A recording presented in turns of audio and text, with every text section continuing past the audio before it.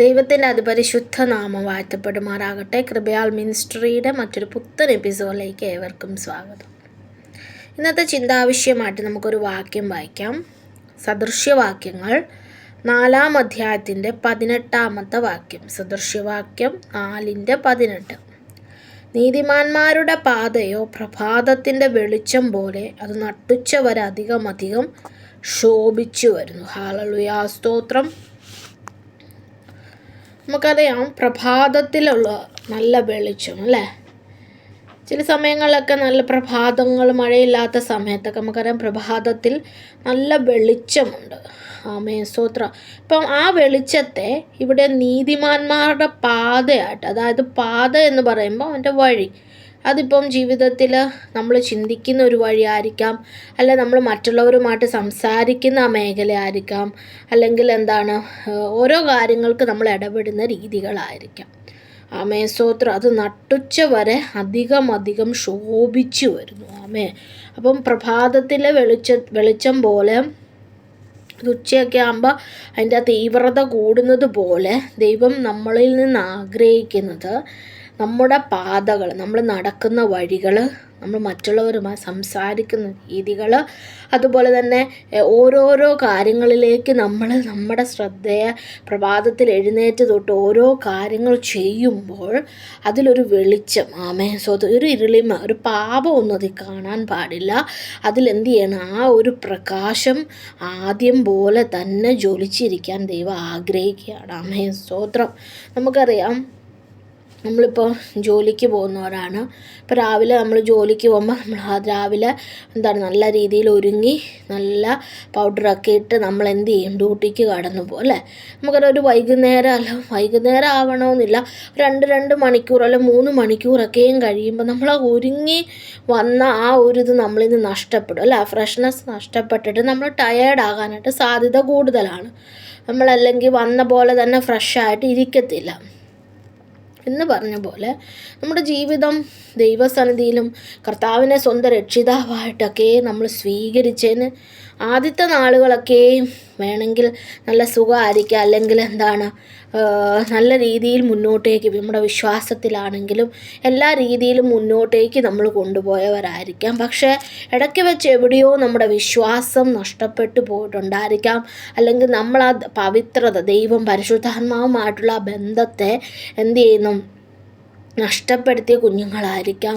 ആ ഒരു വെളിച്ചം, ആ നട്ടുച്ച വരെ ശോഭിച്ചു വരുന്ന വെളിച്ചം നമ്മൾ നഷ്ടപ്പെട്ട് നമ്മൾ ഇന്നിപ്പോൾ ഇരുളിൽ താമസിക്കുന്ന വ്യക്തികളായിരിക്കും. ആമേ, സ്തോത്രം. ഇന്ന് ദൈവവചനം നമ്മളോട് സംസാരിക്കുകയാണ്. നമ്മുടെ പാതകൾ, നമ്മൾ പോകുന്ന സ്ഥലങ്ങൾ, നമ്മുടെ നടപ്പ് ദൈവസന്നിധി ക്രമപ്പെടുത്തണം. ആമേ, സ്തോത്രം. അത് വളരെ ഇമ്പോർട്ടൻ്റ് ആണ്. ഹല്ലേലൂയ, സ്തോത്രം. അല്ല, നമ്മുടെ നടപ്പ്, നമ്മൾ നമുക്കറിയാം, ഫസ്റ്റ് നമ്മൾ മനസ്സിലാക്കേണ്ടത് നമ്മുടെ നടപ്പിനെയും നമ്മുടെ പാതകളെ അറിയുന്ന ഒരു ദൈവത്തെയാണ് നമ്മൾ ആരാധിക്കുന്നത്. അതാണ് 139-ാം സങ്കീർത്തനത്തിൽ ഇപ്രകാരം പറയുന്നുണ്ട്. 139. യഹോവേ, നീ എന്നെ ശോധന ചെയ്തറിഞ്ഞിരിക്കുന്നു.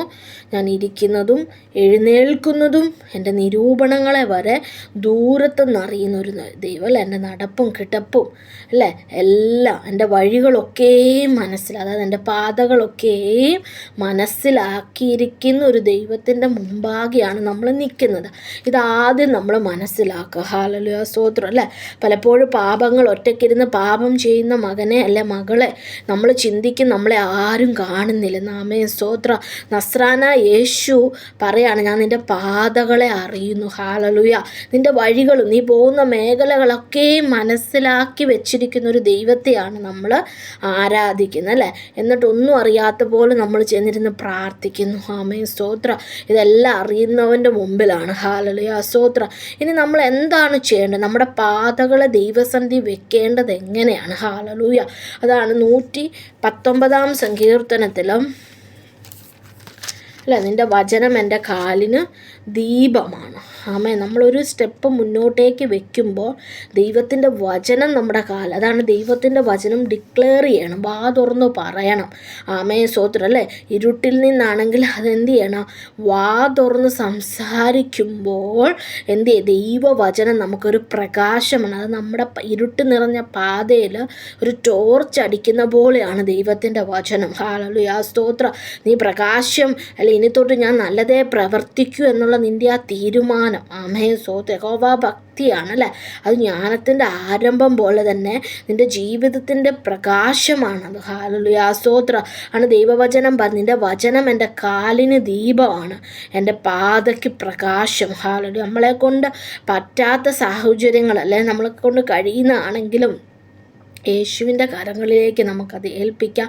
അതുപോലെ ദൈവവചനങ്ങൾ പഠിക്കുന്നതും അതിനെ കീപ്പ് ചെയ്ത് നമ്മുടെ ഹൃദയത്തിൽ അവയെ ഹൃദയപലകയിൽ അതിൽ എഴുതി വെക്കുമ്പോൾ നമ്മുടെ ഇരുളിമകൾ മുന്നോട്ടേക്കുള്ളൊരു വഴിയിൽ ആരോ ടോർച്ച് അടിക്കുന്ന പോലെ നമുക്ക് നടക്കേണ്ടുന്ന വഴി ദൈവം കാട്ടിത്തരും. ഹല്ലേലൂയ സ്തോത്രം. അപ്പം എന്താ നമ്മൾ വേണ്ടത്, ദൈവത്തിൻ്റെ വചനങ്ങളെ നമ്മൾ ഉൾക്കൊള്ളണം. ഹല്ലേലൂയ. അത് പഠിക്കുന്ന കുഞ്ഞുങ്ങളായി നമ്മൾ മാറണം. ആമേ സ്തോത്രം. എങ്കിൽ നമ്മുടെ പാത എന്തായിരിക്കും, നട്ടുച്ച വരെ അധികം ശോഭിച്ചു കൊണ്ടുവരും. അവിടെ ക്ഷീണം വരത്തില്ല അല്ല. ഇന്ന് പല രീതിയിലും നമ്മൾ ക്ഷീണിച്ചു പോവുകയാണ് അല്ലേ. ജീവിതത്തിൻ്റെ പകുതി എത്തുമ്പോൾ നമ്മുടെ വിശ്വാസം നഷ്ടപ്പെട്ടു പോകുന്നു. അപ്പോൾ ഇതൊക്കെ എന്താണ്, നമ്മുടെ ഉള്ളിൽ വചനമില്ലാത്തതാണ്. ഹല്ലേലൂയ സ്തോത്രം. അപ്പോൾ ഇതിൻ്റെ ബാക്കി സദൃശവാക്യം നമ്മൾ വായിച്ച വചനത്തിൻ്റെ ബാക്കി വായിക്കുമ്പോൾ ദുഷ്ടന്മാരുടെ വഴി അന്ധകാരം പോലെയാണ്, ഏതെങ്കിലും തട്ടി വീഴും. അത് എപ്പോൾ തട്ടി വീഴും നമുക്ക് പറയാൻ പറ്റത്തില്ല. അവരുടെ പാതേനെ ഇവിടെ, അവരുടെ വഴിയിൽ ഇവിടെ അന്ധകാരം എന്നാണ് പറയുന്നത്. ആമേ സ്തോത്രം. അപ്പം ഇന്ന് കർത്താവിനെ സ്വന്തം രക്ഷിതാവായി സ്വീകരിച്ചിട്ടും നീ ദുഷ്ടനെ പോലെ അന്ധകാരത്തിലാണ് നിൻ്റെ പാതകളെ വെക്കുന്നുവെങ്കിൽ നീ എപ്പോൾ വീഴുമെന്ന് പറയാൻ പറ്റത്തില്ല. ഹല്ലേലൂയ സ്തോത്രം. അല്ല, ഏതെങ്കിലും തട്ടി വീഴുമെന്ന് നമുക്കറിയത്തില്ല.